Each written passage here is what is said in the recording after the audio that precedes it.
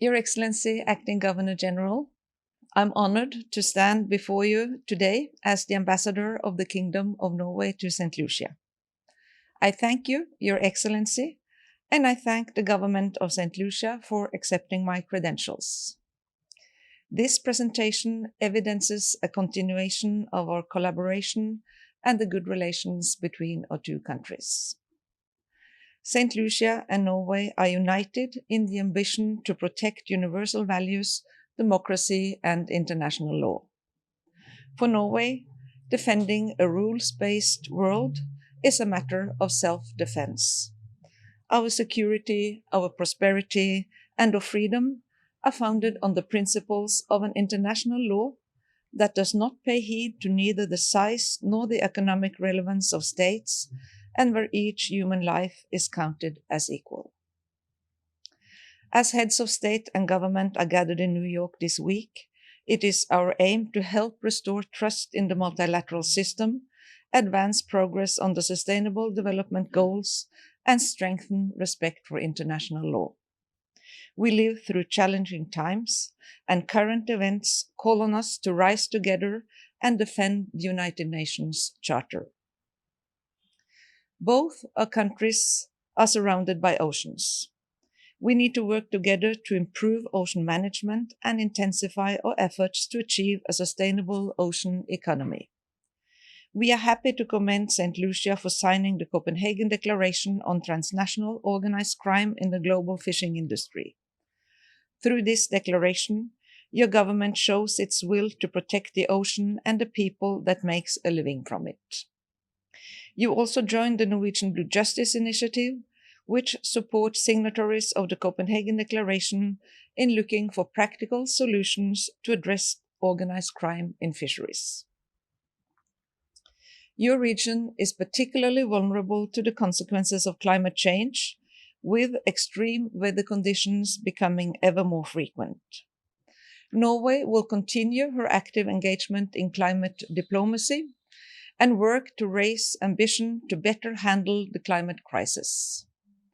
At COP26 in Glasgow, we committed to double our financing of international climate efforts to approximately $1.7 billion per year by 2026. As a part of this, we will triple our support for adaptation and risk reduction. Norway is presently engaging more in the Caribbean. In 2019, we became accredited to CARICOM, as well as to the Organization of Eastern Caribbean States, and we collaborate in funding the project to build resilience in the Eastern Caribbean. In line with this, I would like to commend St. Lucia's leadership in fighting marine litter and your ban on single-use plastic. We are pleased to support your efforts through the Norwegian-funded project Plastic Waste-Free Islands, implemented by the International Union for Conservation of Nature. We have also entered into an agreement with the Caribbean Disaster Management Agency, which focuses on preparedness and resilience. And furthermore, we support the Island Energy Program through the Clinton Climate Initiative. I trust St. Lucia will benefit from these partnerships as well. The Green Climate Fund and the Global Environment Facility are other important channels through which we fund international climate-related efforts. I am very pleased that we have so many projects uniting our nations and fostering great collaboration on important topics. Your Excellency, the date is significant to me. It is my will to make the best of my office as ambassador and further develop our cooperation in protecting the oceans, strengthening climate adaptation, and contributing to sustainable prosperity and peace. Thank you.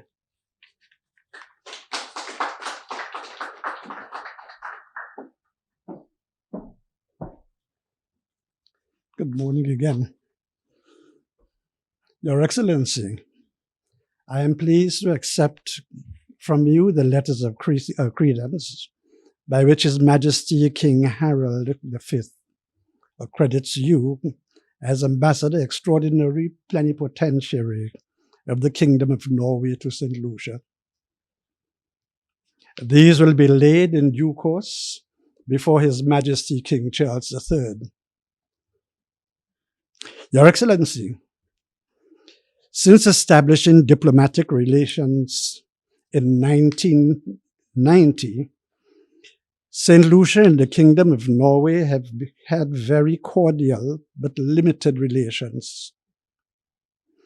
Interactions between our two states have primarily been conducted at multilateral level through the United Nations and the International Whaling Commission. We also share a special bond of friendship with other European nations on your borders and beyond. However, there is need for us to deepen our diplomatic ties, given our many areas of mutual interest. We are pleased to acknowledge your country's support in the international arena in the promotion of multilateralism and world peace, with special mention of your skills at conflict resolution and mediation. St. Lucia welcomes such allies as Norway, who lend their voices in promoting world peace and help eliminate threats to our sovereignty. Threats both natural and man-made, none more glaring than climate change. Noting the great importance your country places on international cooperation, we look forward in earnest to becoming closer allies in the struggles to mitigate against the negative forces of climate change, the reduction of poverty, and the security threats that epitomize the real and present danger to small sovereign states like ours. We do not wish to become complacent, moved by nice-sounding phrases.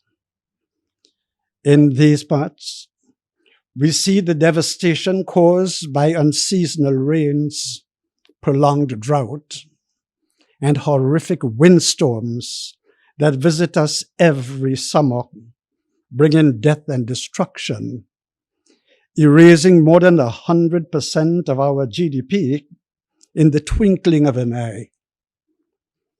We also see the scourge of harmful drugs and the proliferation of illegal arms worming their way through our societies at a pace beyond our limited capacities to quell in a timely manner without assistance from our international friends.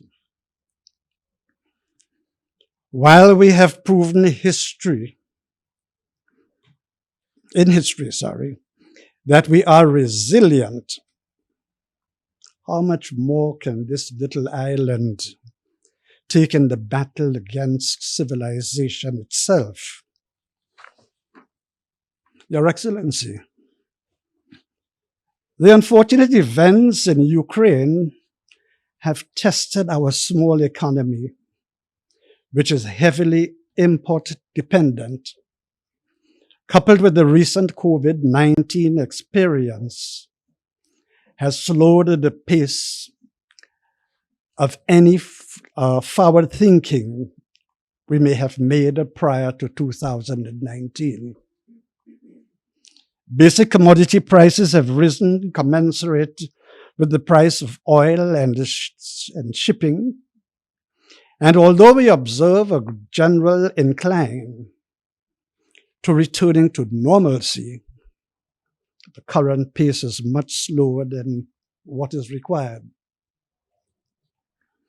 Your Excellency, we note with great thanks and the assistance Norway has given to us in support of our attempts at reducing and controlling maritime pollution in the Eastern Caribbean.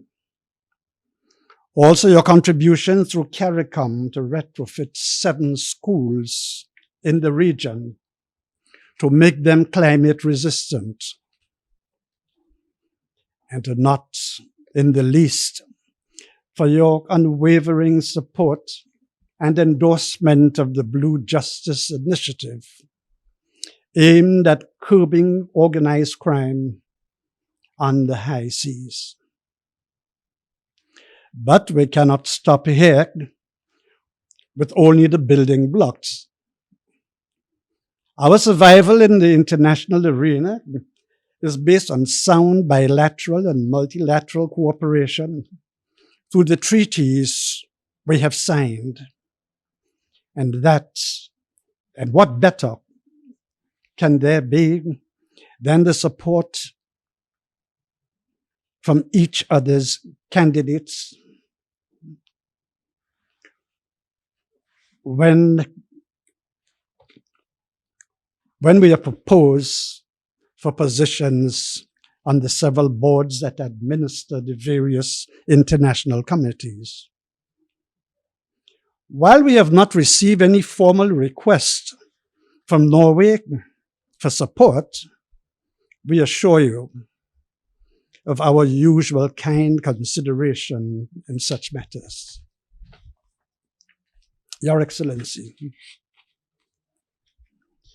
it is the desire of the government and people of St. Lucia to maintain strong trading and social links with your country, noting common interests in social equity, gender equality, climate change, and the environment, health security, democratic governance, and the rule of law.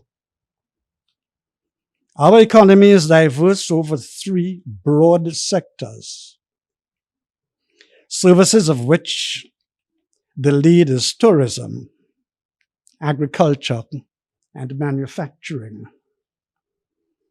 To maintain stability in each sector, it is essential for us to court direct foreign investment.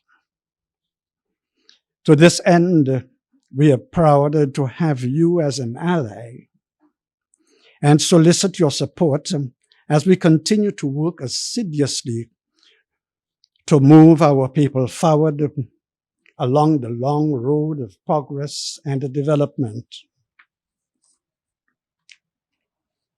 I wish Your Excellency a rewarding tour of duty among us, and please convey my very best wishes to His Majesty and the government of Norway. Best wishes for peace and continued prosperity also from the government and people of St. Lucia. Thank you.